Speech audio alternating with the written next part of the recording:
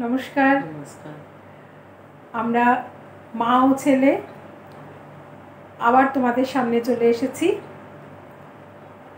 আমি শর্মিষ্ঠা, তোমাদেরকে স্বাগত জানাচ্ছি আমাদের চ্যানেল মি অ্যান্ড মমে। তোমরা অনেকেই আমার কাছে জানতে চেয়েছিলে যে ছোটবেলায় আমি কিভাবে বুঝেছিলাম যে Riddhit is a special child. সত্যি কথা বলতে কি একদম ছোটবেলায় সেভাবে আমি বুঝতে পারিনি কিছুই। প্রথম 6-8 মাস আমি সেভাবে কিছুই বুঝিনি। ঋদ্ধিত আসলে যখন ঋদ্ধিতের যখন জন্ম হয় তখন ও অনেক প্রবলেম নিয়ে জন্মেছিল। তো ওর গ্রস IUGR ছিল, টোটাল একটা ডিফর্মিটিস ছিল, প্লাস আন্ডার ওয়েট ছিল, 1 কেজি 300 গ্রাম ওর ওজন হয়েছিল। ভাবতেই পারছো যে কতটুকুনি ওজন। আর টোটাল বডিরই একটা ডিফর্মিটিস ছিল। এই যে এত কম ওয়েট বা এতটা ডিফর্মিটিস ছিল, প্লাস ওর ব্রেন সেপ্টিসেমিয়া ছিল, তারপরে জন্ডিস ছিল। জন্ম হওয়ার পরেই আমি যে হসপিটালেও হয়, যে নার্সিংহোমে হওয়ার সাথে সাথেই ওকে অন্য জায়গায় ট্রান্সফার করে দেওয়া হয়েছিল, যেখানে শুধুমাত্র নিওন্যাটাল কেয়ারটাই হয় সেরকম। তো সেই রকম একটা অবস্থা, খুব এমার্জেন্সি সিচুয়েশন ছিল। প্রায় 25 দিন ও ওই হসপিটালেই ছিল, ওখানেই ও ট্রিটমেন্ট হয়েছে। তারপরে ও সেফ ছিল না। ওকে আমরা বাড়ি নিয়ে এসেছি, অনেক তার বাড়িতে এসেও অনেক যত্ন করে রাখতে হয়েছে। প্রায় প্রথম 3টে মাস ওকে, যাতে ওর কোনো ইনফেকশন না হয়ে যায়, যেহেতু ভীষণ বডি ওয়েট কম ছিল, খেতেও পারতো না। ইনফ্যাক্ট 5 ml 5 ml মিনস 1 চামচ, 1 চামচে ওর পুরো পেট ফুলে টুলে যেত আর কি। এতটাই এতটুকুনি মানুষ ছিল ও। তো সেই জন্য প্রথম 6-8 মাস ওকে ক্লিনিক্যালি ফিট করতেই আমরা ব্যস্ত ছিলাম, যে কিভাবে ও একটা নর্মাল জায়গায় আসবে। তো মোটামুটি 1 বছর লেগেছে ওর ওয়েটটা নর্মাল হতে। 1 বছরে তখন ডাক্তার বলেছিলেন যে মোটামুটি যদি 9 কেজি হতে পারে তাহলে ও নর্মাল হয়ে যাবে। তো যখন ওর 1 বছর হয় তো তখন ওর ওয়েট ছিল 9 কেজি 200 মতো।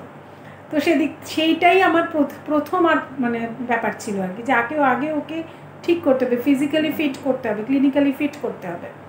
সেজন্য অন্য দিকগুলো আমি খেয়ালই করিনি। আসলে তখন তো আমারও বয়স কম। তবে যেটা হয়েছিল যে ও যখন 6-7 মাস বয়স, ওর জাস্ট ঘাড় শক্ত হয়েছে এরকম, তো প্রত্যেক দিনই আমার ওকে নিয়ে গাড়ি বা বিকেলে বেরোতে হতো, কোলে করে নিয়ে ওকে যেতে হতো। ওই আমাদের বাড়ি থেকে একটু এগিয়েই মেন রোড, তো সেখানে ওই বাস যেত, গাড়ি টাড়ি যেত, সেটাতে ওর খুব মজা লাগতো দেখতে। নিজেই হাততালি দিত, টাটা টাটা একটা কথা বলতো খালি। ওই প্রত্যেক দিন ওই টাটা ব্যাপারটাই ও বুঝতো। তো ছোটো থেকেই পায়ে চাকা লাগানো আর কি, যে সবসময় ও ঘুরে বেড়াচ্ছে।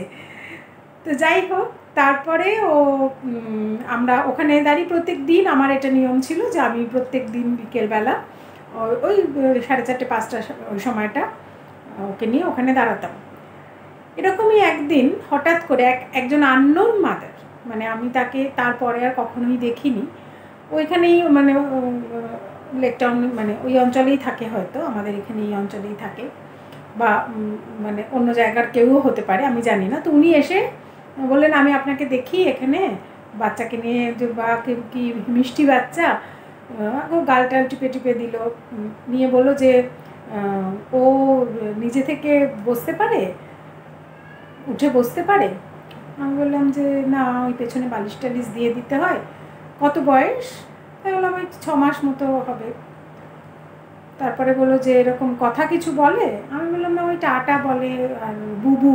ও প্রথম তোর বাবাকে ডাকতে শিখেছে, মাকে ডাকতে শেখেনি, তো বুবু বলে। বলে ডাক্তার কনসাল্ট করুন, ও কিন্তু ওর কিছু সমস্যা আছে। সেটা কি কেউ বলেছে আপনাকে? আমি বললাম না তো। বলে ওর কিন্তু কিছু সমস্যা আছে, বলে আমার মনে হয় আপনি ডাক্তার কনসাল্ট করুন। তো আমার খুব রাগ হয়েছিল সে সময় ভদ্রমহিলার ওপর, যে একটা বাচ্চা সে প্রত্যেক দিন হাসছে খেলছে, আর ওর আরও অনেক কমপ্লিকেশান ছিল ছোটো থেকে, এরকম বলে চলে গেল। তো বাড়িতে এসে আমার হাজব্যান্ডকে আমি বলি, সেও তো প্রচণ্ড রেগে গেল। ও দাদু ঠাকুরদা ঠাকুমা ছিল, তারাও বললো যে আর যেতেই হবে না ওখানে বা দেখাতে। তো যাই হোক, যা হয় বাড়িতে।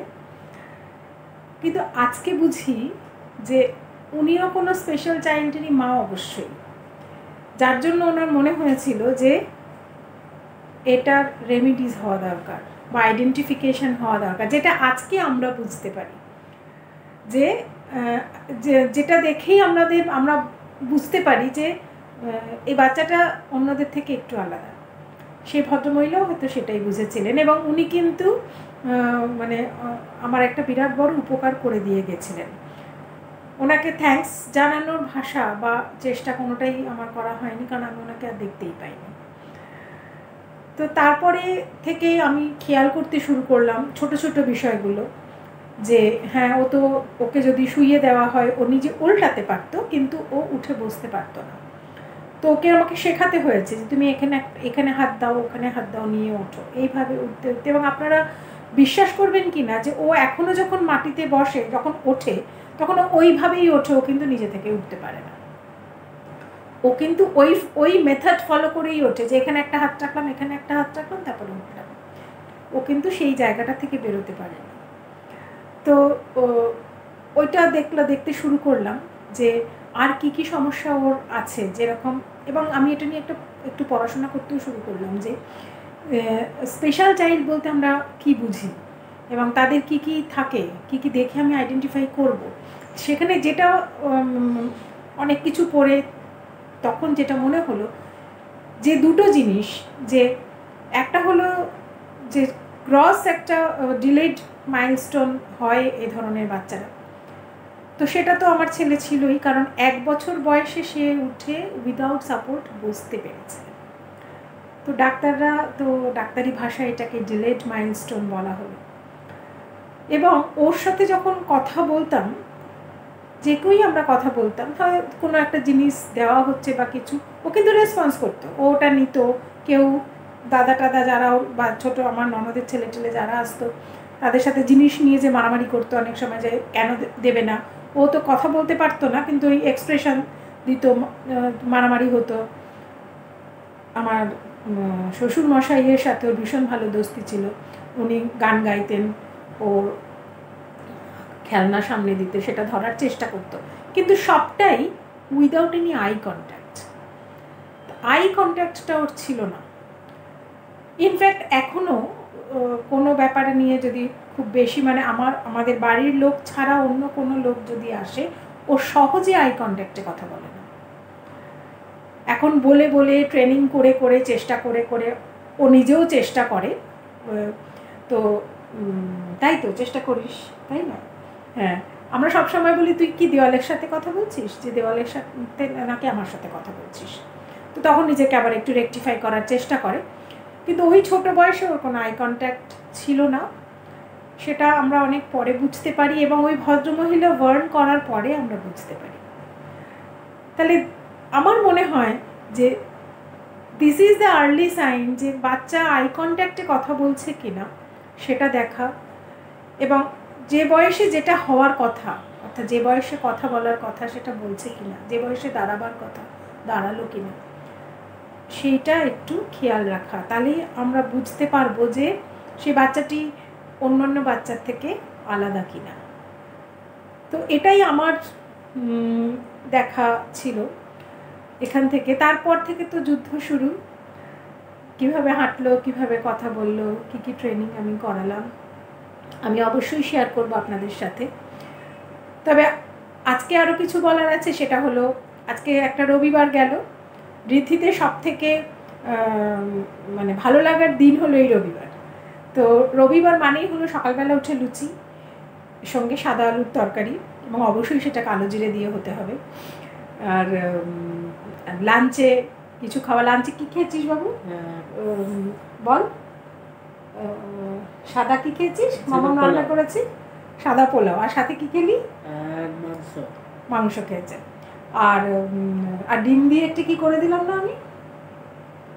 আচ্ছা করে দিলাম, সেটা তুমি ভুলে গেলে। একটা ডিমের ভাজাও করে দিয়েছিলাম। তো ভালোই লাঞ্চ হয়েছে, ডিম ভাজা। তো সেইটা ভালোই লাঞ্চ হয়েছে, ভালোই লাঞ্চ হয়েছে। মামামি রান্না করেছি। তারপরে বিকেলবেলা তো বেরোনোর গল্প। তো ওর মামি সাথে বেরোবে, মামিও বেরোবে। তো আমরা 4 জন, আমি, ওর বাবা, ও এবং আমার দাদার ওয়াইফ, আমরা একসাথে একটা মলে গেলাম। সেখানে সারাক্ষণ হ্যাঁ স্টার মল,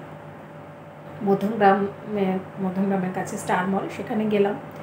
বেশ ভালো করে ঘুরলাম। ওখানে বেশ মেলা টেলাও ছিল। তো সেখানে গিয়ে ও কী করেছে দেখাচ্ছি আপনাদের। গুড ইভিনিং এভরিবডি, সবাইকে জানাই শুভেচ্ছা। আজকে সানডে, তো সানডেতে আমি ঘুমাচ্ছি, আমাকে রীতিমতো টেনে তুলে বললো চলো আজকে সানডে, এবার বেরোতে হবে। রেডি হয়ে বেরোচ্ছি। এটা একটা মানে ওদের কাছে রিফ্রেশমেন্ট, আমার কাছে ও রিফ্রেশমেন্ট প্লাস ডিউটি। চলে যেতে হয় সানডে, কোথাও না কোথাও যাই আমরা। ঠিক আছে, বেরোচ্ছি, পরে আবার আপনাদের সঙ্গে দেখা হবে। ভালো থাকবেন।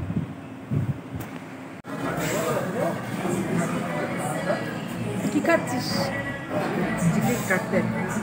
হ্যাঁ, কি খাচ্ছিস? Chicken cutlet. কেমন লাগছে? এটা ফিশের, এটা ফিঙ্গার চিপস। কেমন লাগছে? কোথায় এসেছিস? সেই রেস্টুরেন্টের নাম কি? জাস্ট বেঙ্গল। কোথায় সেটা? স্টার। পাশে মামির সাথে বসে চিকেন, কি বলে এটা বৌদি? চিকেন কাটলেট না? হ্যাঁ, chicken cutlet with fish finger না, এটা ফিঙ্গার চিপস।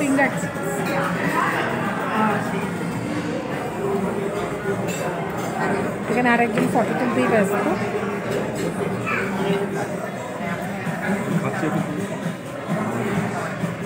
আসলে এই ফিশ যেটা কাটলেট, এই ব্যাপারগুলো চামচের কাটতে একটু অসুবিধা হয়, সেই জন্য হাত ইউজ করে খায়।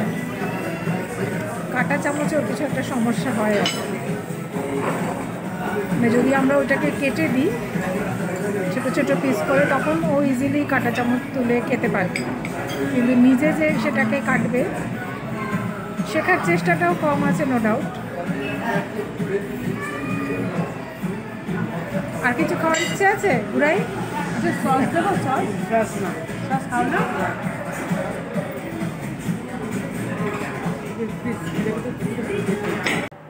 সঙ্গে থাকুন আপনারা, এভাবেই সাথে থাকুন। ছোট ছোট গল্প, ছোট ছোট যুদ্ধ, সব কিছু শেয়ার করবো আপনাদের সাথে, যাতে ওর মতো আরও কিছু ছেলে মেয়ে তারা যেন উপকৃত হয়। এটাই উদ্দেশ্য আমার, যে শুধু আমার ছেলে নয়, সকলের ছেলে ভালো করে বেড়ে উঠুক, পৃথিবীটা তাদের কাছে সুন্দর হোক। ভালো লাগলে সঙ্গে থাকবেন, লাইক, শেয়ার এবং সাবস্ক্রাইব।